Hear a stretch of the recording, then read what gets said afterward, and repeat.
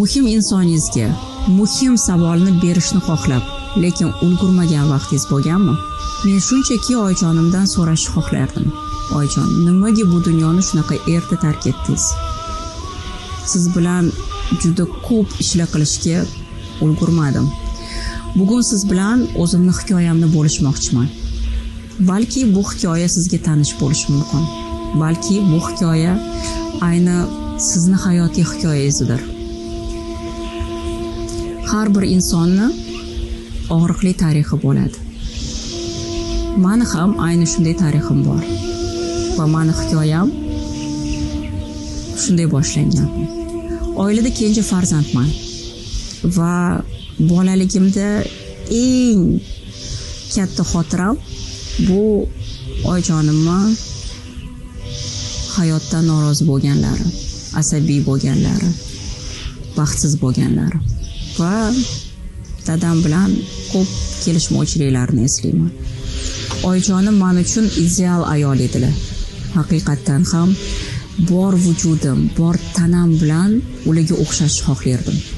Chunki ular juda ham go'zal, aqlli, jamiyatda kuchli, mutaxassis, o'zlarining o'rnlarini topgan inson edilar va shunaqa darajada kuchli inson edilarki, hammaga maslahat berar edilar.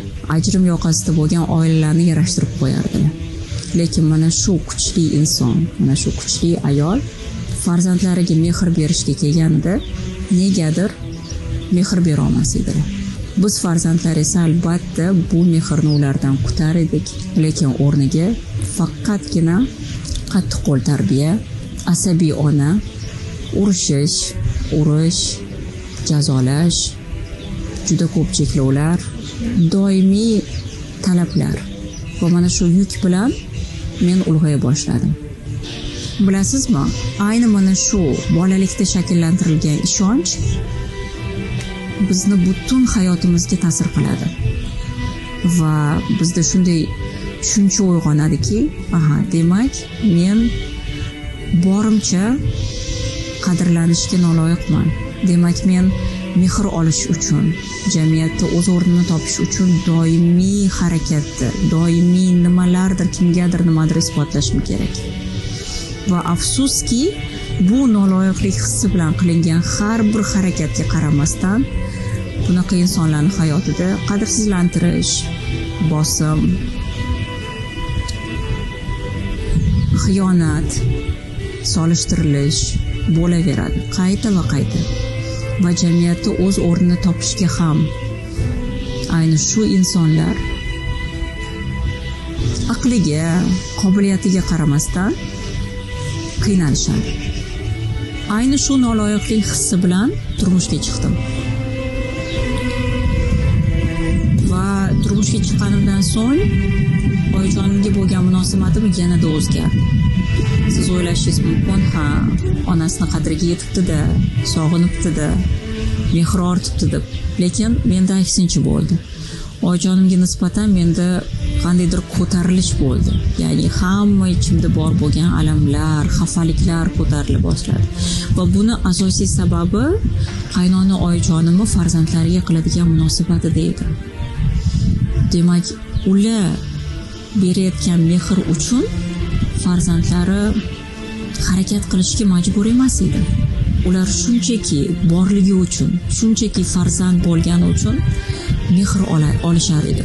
Va menga bu narsani kuzatish chidab bo'lmas darajada og'riq berar edi. Bir savol qiynar edi. Nimaga men shunchaki farzand bo'lganim uchun sevilmadim, mehr ko'rmadim?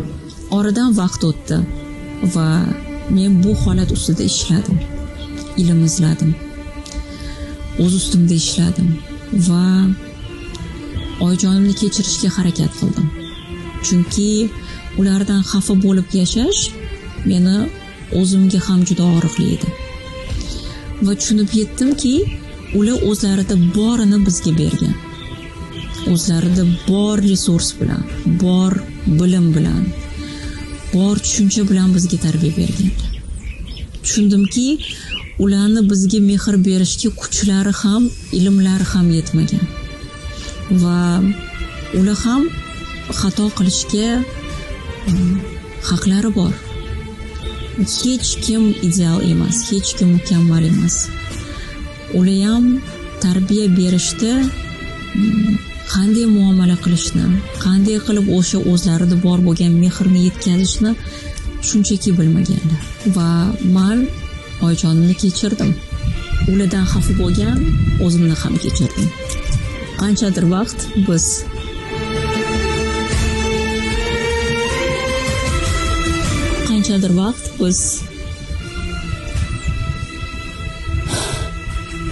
bir-birimizga shartsiz mehr berishga ulgurdik.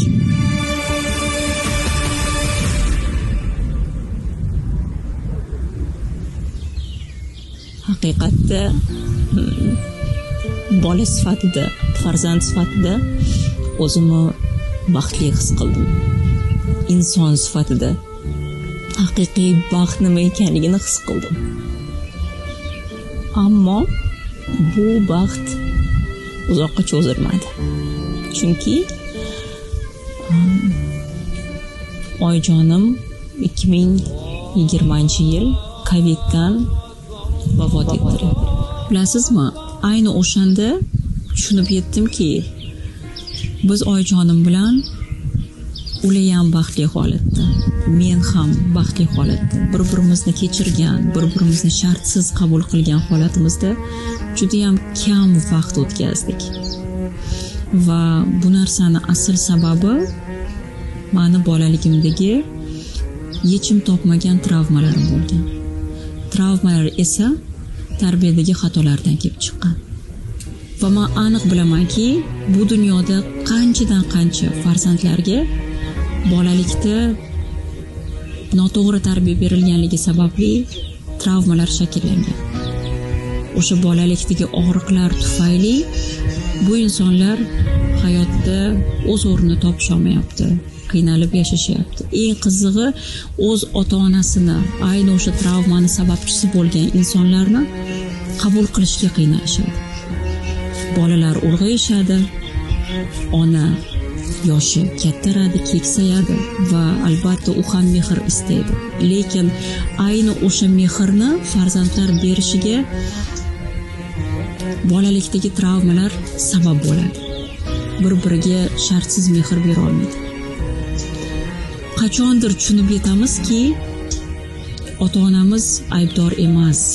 Ota-onamiz bizni juda ham yaxshi ko'rgan. Bizni dunyolarga sig'maydigan mehr bilan yaxshi ko'rgan. Ammo shuni bizga yetkazishga ilmi, kuchi, vaqti bo'lmagan. Afsuski, juda ko'p insonlar buni tushunishi uchun juda ko'p umrini sarf qilishadi. Tushunib yetganida esa kech bo'ladi. Eng achinarlisi, ota-onani qabrga qo'yib keyin ularni qadrlaganlar qancha va dunyoga sig'mas achchiq alam bilan qolib ketganlar qancha. Va ayni shu vaziyatdan keyin men o'zimga bir va'da berdim. Tug'ilajak farzandlarimga shunday tarbiya berayki, ularda bolalik travmasi bo'lmasin. Umri davomida ular ona mehriga, men esa farzandlarimning mehriga to'yib mazza qilib yashaylik. Va albatta menda bo'lgan, ulgurmadim degan og'riq, afsus ularda hech qachon bo'lmasin. Ayni mana shu kundan meni farzand tarbiyasidagi haqiqiy ilm yo'lim boshlandi. Qanchadan qancha bilim olindi, qanchadan qancha kitoblar o'qildi. Moskva psixoanaliz institutida, ya'ni asosiy o'qigan joyim bu O'zbekiston Milliy universiteti. Undan keyin ayni psixologiyaga doir, farzand tarbiya psixologiyasiga doir bilimlarni Moskva psixoanaliz institutida oldim. Diplomirованный psixolog bo'ldim, ammo birinchi navbatda bu olgan bilimlarimni farzandlarimda qo'llashga harakat qildim. Va farzandlarimda sezilishni boshlayotgan natijalarni ko'rganimdan keyin albatta o'zimga bo'lgan ishonchim ortdi. Саре, расскажи что-нибудь на немецком. Liebe Limara, danke für deine E-Mail. Deine E-Mail ist interessant. Умничка. Красота. Из Гуршоды is very talented. Yes. Yeah. va ayni o'shanda men shunchaki shaxsiy blogimni yurg'izishni boshladim. Bolalarni erta rivojlanishi, bolalar bilan muloqotlarimni ko'rsatar edim va juda ham ko'p onalar, eng yaqinlarimdan boshlab umuman notanish bo'lgan insonlar ham menga savollar berishni boshladi. Ko'proq ma'lumot bering, qayerda o'qidingiz, qanday qilib bunday farzandingizni tarbiya qilyapsiz, qanaqasiga 1,5 yoshli bolangiz bunaqa burro gapiradi, qanaqasiga bunaqa o'ziga ishonadi, nega bunaqa erkin, nega bunaqa odamlar bilan bemalol gaplashadi degan savollar kelishni boshladi va o'shanda bildimki, demak men endi nafaqat ona sifatida o'zimni farzandlarimga, balki insonlarga ham o'zimda bor bo'lgan bilimlarimni ulashib, ularga ham foydam tegishni xohladim va ayni o'shanda professional psixologiya yo'liga o'tdim va oxirgi 6 yil ichida bu yo'nalishda juda ham ko'p ishlar qilindi. Xayrli niyat bilan boshlangan ongli ota-onalik loyihamiz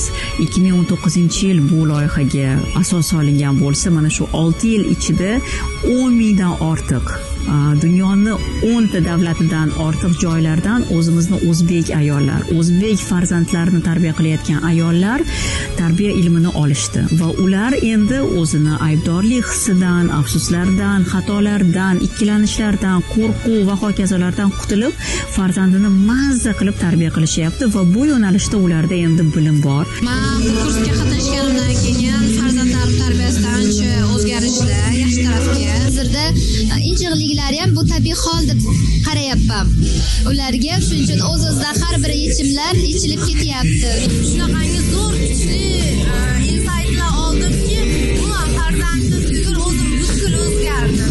Bu albatta men uchun juda ham katta yutuq va qachonlardir shunchaki o'zimni shaxsiy sahifamdan boshlangan, shunchaki bir xayrli niyatdan boshlangan faoliyatim bugungi kunda davlat miqyosiga chiqib kelmoqda. Saida Shavkat Mirziyoyeva bilan bo'lgan uchrashuvimizdan so'ng ayni meni taklifim bilan o'rta maktablarga psixologiya sohasini qo'shishni boshladik. Biz tarbiya fanini ichiga ayni mana shu blok, emotsional intellekt, anger management, psixologiyani qo'shishni boshladik va darsliklar yozishda bevosita ishtirok etdim va albatta bu ishonch, bu mas'uliyat men uchun juda ham qadrli va ayni mana shu faoliyatimdan keyin, shu tashabbuslarimdan keyin O'zbekiston Respublikasi Prezidenti Shavkat Miromonovich Mirziyoyev bilan ko'rishganim albatta men uchun yanada ko'proq o'zim ustimda ishlash, yanada ko'proq insonlarga bilim ulashish niyatimni kuchaytirdi.